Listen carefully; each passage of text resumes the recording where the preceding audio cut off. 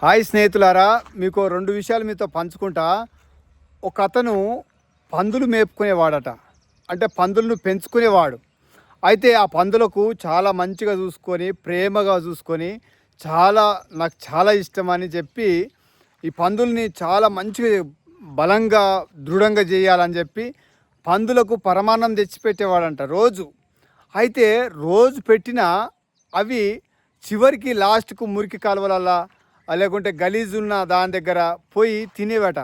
ఎక్కువ శాతం 99% అవి బురదలనే జీవించేవట. అంత ఇష్టపడేవట బురదని.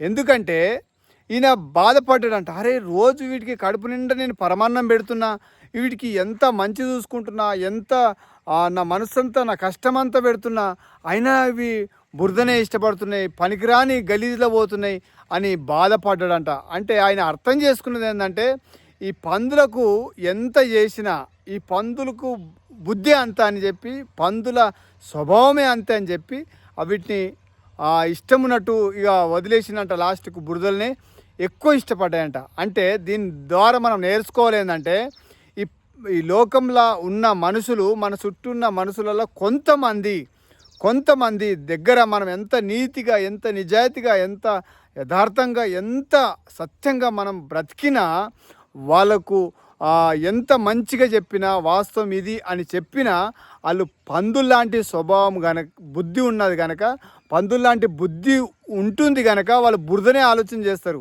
కానీ మంచి ఆలోచన చేయరు. గనక మనము ఎట్లా బతకాలంటే, వాళ్ళు ఏమన్నా అనుకొని, వాళ్ళు ఎలాంటి స్వభావం అని ఉండని, వాళ్ళకి ఎంత మంచి చెప్పినా వాళ్ళ బుద్ధి అంత. పందులకు పరమాన్నం పెట్టినా లాభం లేదు, అవి మురికినే ఇష్టపడతాయి. కనుక చాలామంది మనసులల్లో మనం ఎంత మంచిగా ఉన్నా, నీతిగా ఎంత బాగున్నా సరే, అవి వాళ్ళు ఆలోచన చేసేదంతా చెత్తనే ఆలోచన చేస్తారు.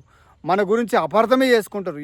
మనం ఎంత తగ్గించుకొని ఉన్నా, వాళ్ళు ముందు వాళ్ళ మెట్టు దిగి ఉన్నా వాళ్ళు గలీజ్గానే ఆలోచన చేస్తారు. కనుక మంచి చెడు ఆలోచన చేయరు. మంచోళ్ళు చెడ్డోళ్ళు గుర్తించకొచ్చిండ్రు ఈ రోజుల్లో. కనుక మనం వదిలిపెట్టాలి.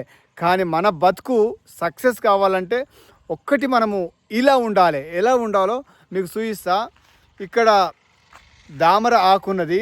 చెరువులో ఉన్నా సరే, లేక బురదలో ఉన్నా సరే, ఆ ఆకు పైన బురద పోసినా సరే, నీళ్లు పోసినా సరే, మురికి పోసినా సరే అది పట్టుకోదు. అది నీళ్ళల్లో ఉన్నా సరే, ఎండలో ఉన్నా సరే అది పట్టుకోదు.